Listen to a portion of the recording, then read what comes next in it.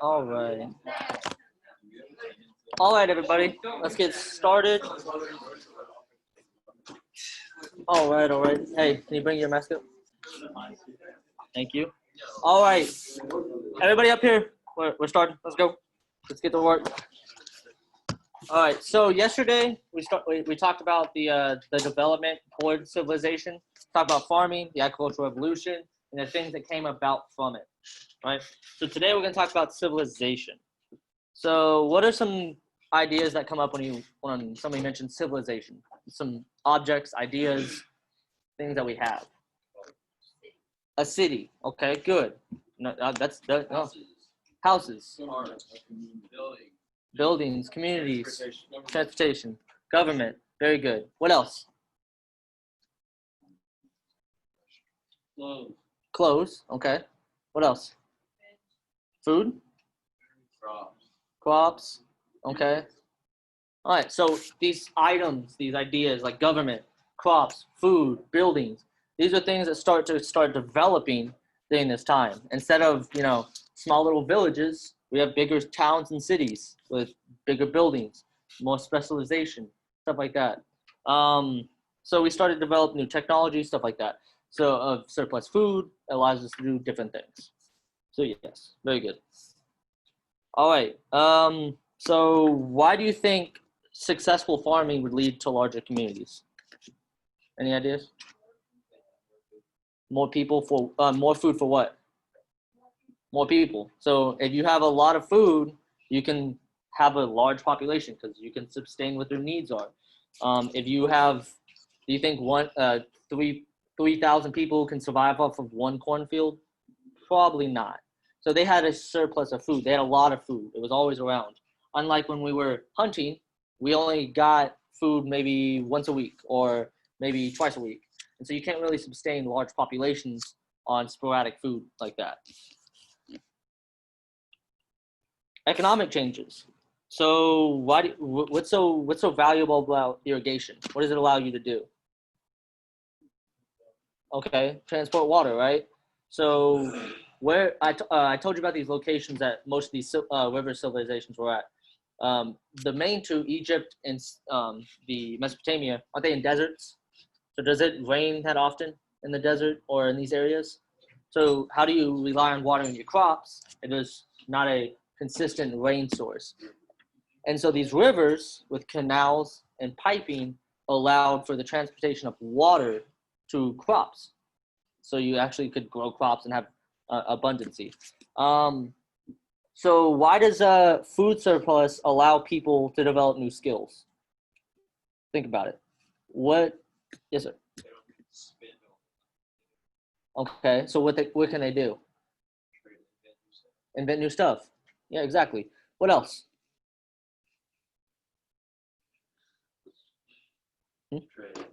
So trade can develop because, as he said, Not everybody has to sit there and grow food or hunt for food. So you have the ability to grow into different aspects of life, and you can start having traders, artisans, crafters, stuff of that nature.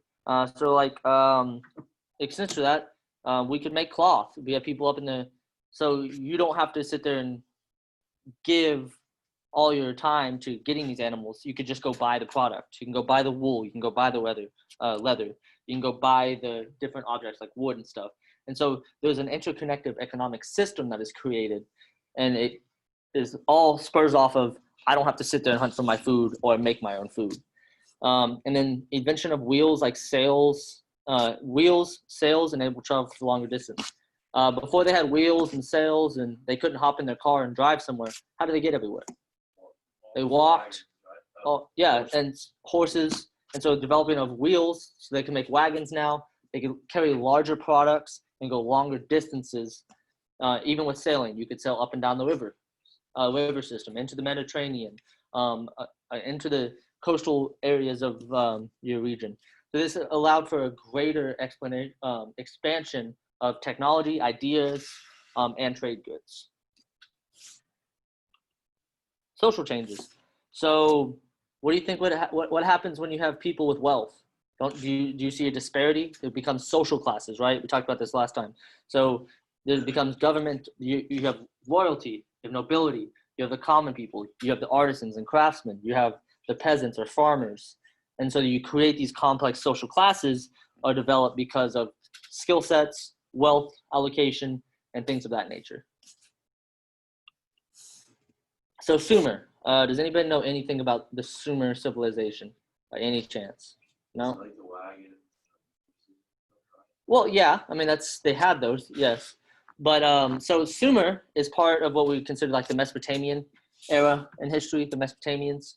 Sumer was a group. It was one of the first civilizations within that group. And so they had a complex culture, advanced cities, specialized worker, complex institution. They had a writing system to keep records, and they had advanced technology.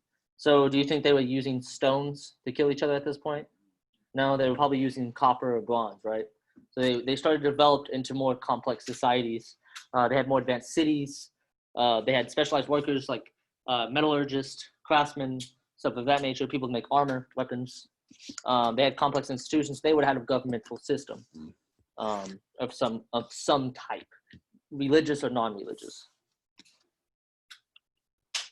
So advanced cities with a larger population religion. So why does a large population bring more trade?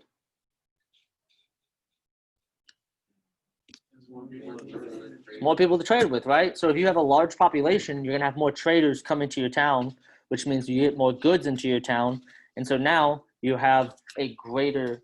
You can use your surplus to get new technology, to get more knowledge, to get a bunch of different things because you have a large population center. People are gonna want to come there because they can make money, or not money specifically like currency. They didn't really have gold or like paper money like we have now, but like goods, like an excess of goods. Specialized workers. So what's an artisan? Can anybody tell me what an artisan is by any chance? And you know what an artisan is? Okay, anybody know what the word boutique means? Everybody heard of the word boutique? It's like those small stores. They make their own stuff. It's very specialized. It looks good. So artisan's kind of the same way. An artisan is somebody that is very specific in one thing. So if you look at, let's look at sports. So some people in sports, some people are good at football, but other people are really good at soccer. So you specialize.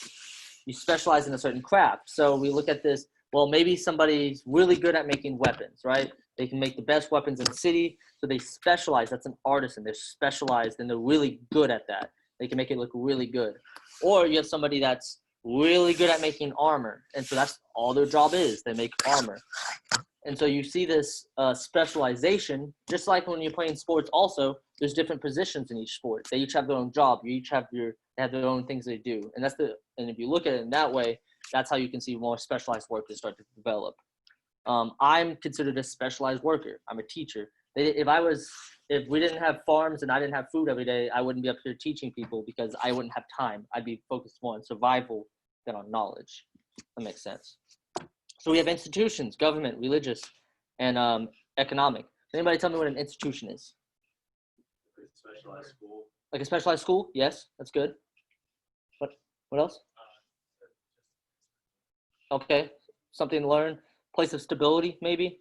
We consider our institutions, like the university is an institution, the school is an institution. It provides a service. It does something for the community and for everything like that. That is an institution.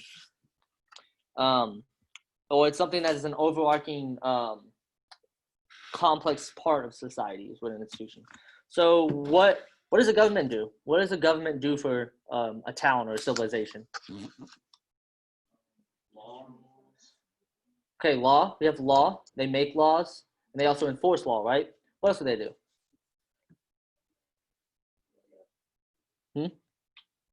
This is for everybody. What else does the government do?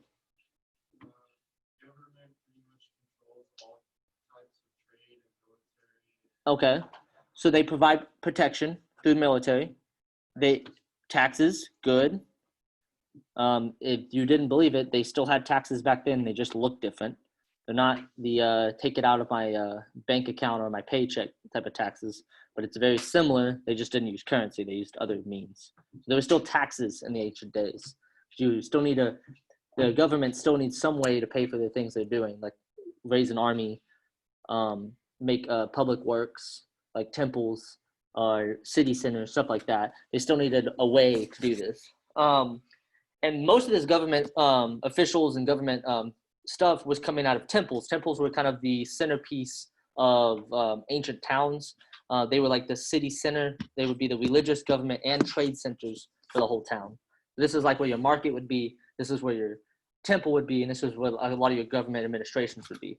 Because most of the time, government and religion in this time kind of took on the same facet. It was part religion and government were intertwined, where a lot of this would come. Well, my authority comes from the gods, stuff like that. So, record keeping. So, with all this surplus of goods, all this trade, everything like that, don't you have to keep track of that, right? So, do you think they had? What do you think they had? Do you think they had paper and pens? Okay, hieroglyphics is a more advanced than we are right now. That's the Egyptians. It's a little bit more advanced. What we're talking about is cuneiform. So it's just like hieroglyphics. It's very much, but it's not as complex. It's called cuneiform. I'll give you guys a little look at what cuneiform looks like. This is a very good example of what cuneiform looks like. See, it's in a stone tablet. It's probably etched in. See how it's like simple shapes? So the best way I see, our language and writing is based off of this. A word means something, right? So there's cuneiform. Well, this is more like hieroglyphics, but cuneiform, where that looks like, that means like an object also, but it just doesn't have something like this. It also can mean an event. It can mean a number. It can mean multiple things. It's and so it's a different way of writing than A, B, C, D. Carl means this, or this means the cat. They had symbols that meant that instead of an actual writing, like CAT means cat. It was, for them, it was like dash dash line or something like that. So it was a little bit less complex than we have, but at the same time, it has its own complexity.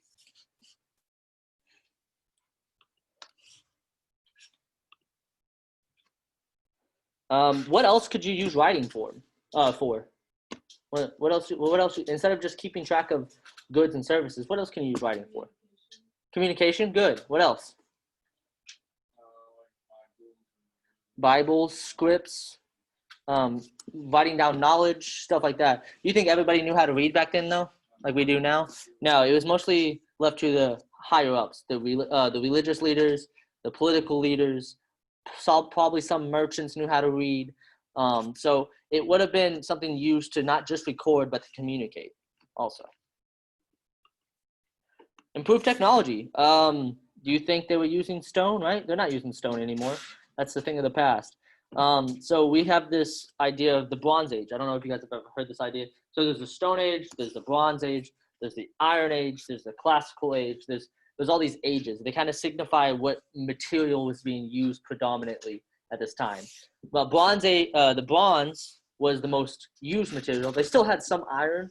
There were some civilizations that have some iron, but it wasn't at the abundance that bronze was used. So bronze is an alloy. It's made from tin and copper. Have you ever seen copper? That's kind of really bendy. So you can't. I mean, you can make tools out of that, right? But how long do you think they'll last if it's that bendy? It'll break. It'll break. Stone's the same way. Stone breaks pretty quickly. So bronze is a little bit tougher. You can make it. You can mold it into more complex tools. So metallurgy started to become a thing because you couldn't make very complex tools out of stone, right? Because it's very hard to shape stone into a certain. It's hard to make a circle, to make a sickle, to cut grain, or plows that will be strong enough to last. So bronze brought the ability to make certain weapons, farming utensils, things like that, and they look more advanced and more sophisticated. Bronze and copper were also used to make jewelry, pots, pans. Something that we think of now is you see a copper pan or a copper line pan, something like that. So a city of Ur was a city within the Sumer Empire or Sumer society. It flourished about 5,000 years ago, so about 3,000 BC, so a long time ago. And now, which is now southern Iraq. Remember those two rivers we were talking about? It was the southern part of that river, and it was one of the largest cities of that time period. It had a population of about 30,000. So other classes, Stephenville has a population about 20,000. So we're talking about 5,000 years ago. There was city centers that are larger than towns like Stephenville. They're larger. They have more population, with well-defined social classes. But we can take a reflection off of it, is that they still have some of the similar things that we have today. So we have a courthouse here. Their courthouse was a temple. They would have had market centers, just like how we have market centers. They would have had something. Restaurants weren't really a thing back then, but they could have had restaurants similar to ours, stalls, things like that. There would have been some idea of what we think of modern advancement, but just in an ancient way. We would have seen this place would have rulers, because you have to have a king to run a city. You have to have priests to preach their religion. You have merchants that are trading with everybody, and you have artisans working, and you have soldiers. So the food surplus keeps these surpluses of all these cities really kept economies thriving. It provided goods and services for trade, and then also it allowed for artisans to be, it's kind of redundant, but it allowed for merchants and artisans to start developing new products. Life in the cities. So do you think they had giant villas and massive fields? What do you think something like this, their cities would have looked like? They had smaller stone for straw houses. Mm-hmm. They did have They did, yes. There would have been villas, but that would have been more to the nobles and like people of wealth. But I'm talking about like just the small town people, like the small people, like the people in the cities. Do you think they had large apartments? No, the best way to put it is, so split this room up into fours, right? And then you cram 4 families in there. And then with their animals, with all their possessions and everything like that, rodents, bugs, you name it, they were in these cities. Do you think they had a really sophisticated form of sewage? No? You don't think they had running water? I mean, they might have, but there's not a great enough research on that. But do you think they would have just thrown their feces and trash into the street? Because that's the only place they know where to go, or cesspits. So that's what life in a city would look like. Everybody was stacked on top of each other. I don't know if you guys like the smell of urine and feces, but I don't. So it probably would have smelled like that. It'd have been like being by a feed barn. And so, there's these tightly packed. You have 30,000 people within one city, and the city's not massive by any means. And so you have people stacked on top of each other like New York. So just everybody's right next to each other, very close quarters. So what the downside of this is that it brought about disease, infections, fevers, sicknesses. You'd have deaths due to just non-sanitary reasons, stuff like that. Because if you buy pigs and sheep and everything is all crammed into one area, do you think that's really clean all the time? No. So, I mean, that stuff like that would have been city life. There's also large armies that would have been raised because you have to protect your city. So there'd have been sieges, wars, stuff like this, because you're always gonna have fighting between cities, right? So this is a new age, and well, I mean, fighting's been part of human culture forever, but it was done differently. You had to protect the city walls, you had to protect the people inside, and so there was walls created, these large temple complexes with massive walls to be able to protect their citizens. So we would have had these things start springing up. So does anybody know what bartering is by any chance? Anybody know what bartering is? Yes, sir. Kind of just Trading with extra steps. That's a good way to put it. So back then they didn't really have gold or like currency. They would have had gold, but it wasn't prolific. Not a lot of people had currency. So you couldn't just pull out your wallet and take out paper money and go buy something.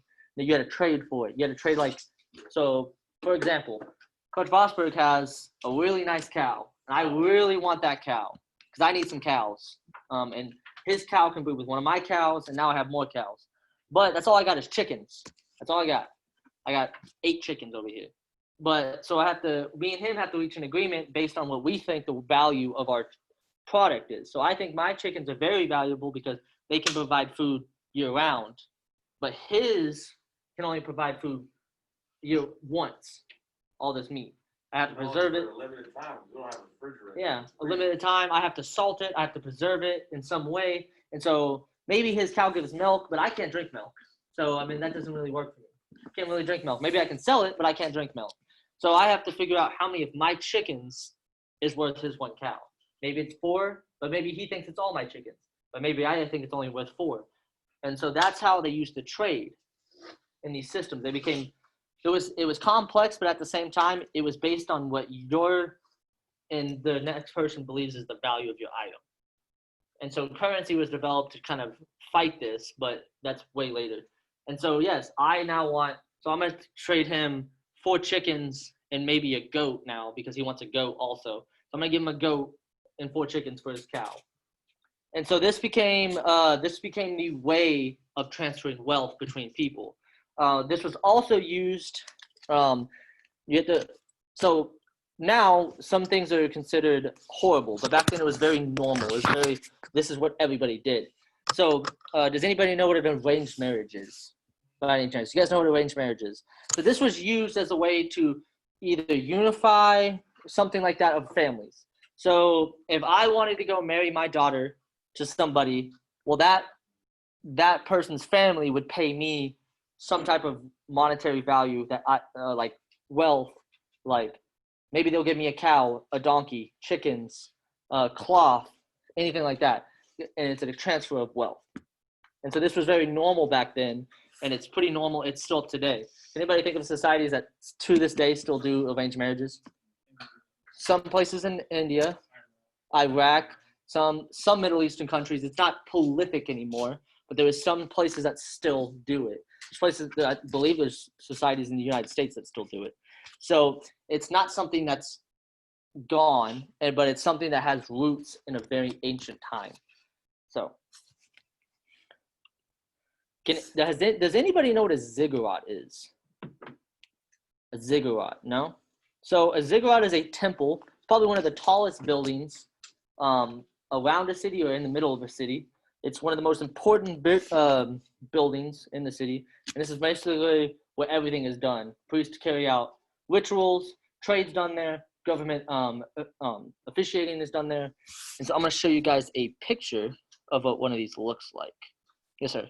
So were civilizations back then just theocracies? Not necessarily, not just theocracies. There's some of them had religion was a very big aspect because it kind of went hand in hand.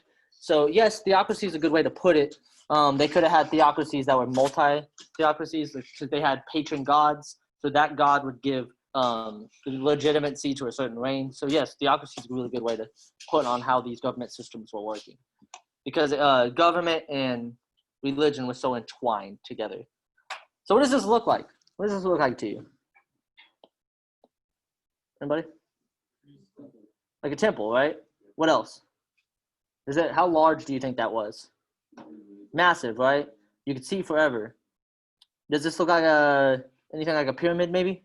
Like an Egyptian pyramid? What were the pyramids used for? Tombs, temples. What else? Signal of greatness. Very good. Storage. So these things were almost beacons to bring people into cities, because this shows prosperity, right? If you don't have a lot of money, you don't have a lot of wealth, you don't have a lot of food, do you think you can build something like this? No. So this shows that your city is well off. It's doing good for itself. And so this will bring people to your city. And bringing more people means more wealth. More wealth means you can start making more stuff like this. And so these things were also just lookout towers, because they were so large. You could see for miles. And so these were almost just, they were multi-purpose, not just temples of religion. They worked in different ways.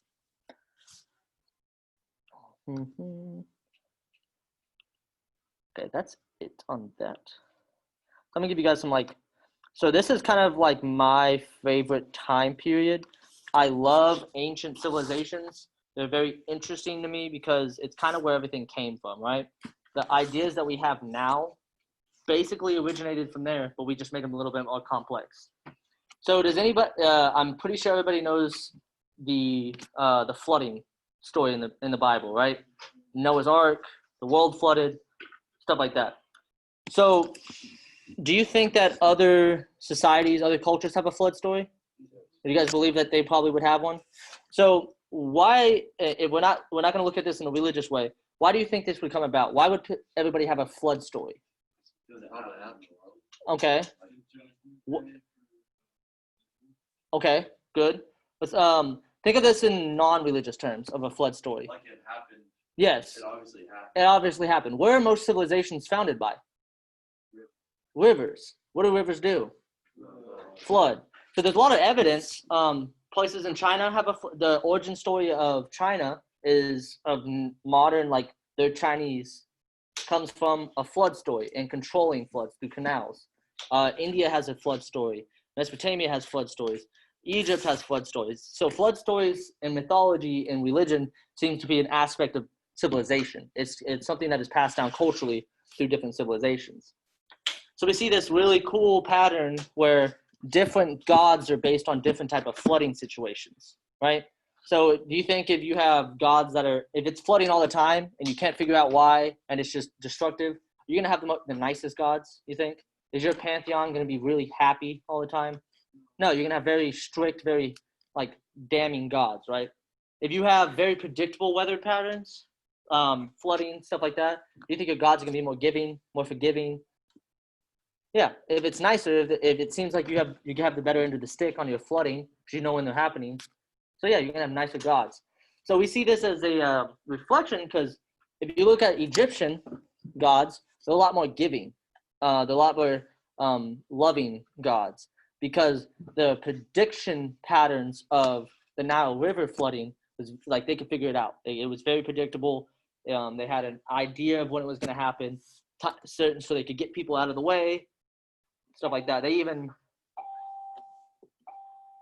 even developed growing seasons based off of flooding, because once it floods and then it recedes, it fertilizes the soil, it irrigates the soil, stuff like that. And then you look at Mesopotamian gods, they seem to be more strict, more damning, more a lot more violent.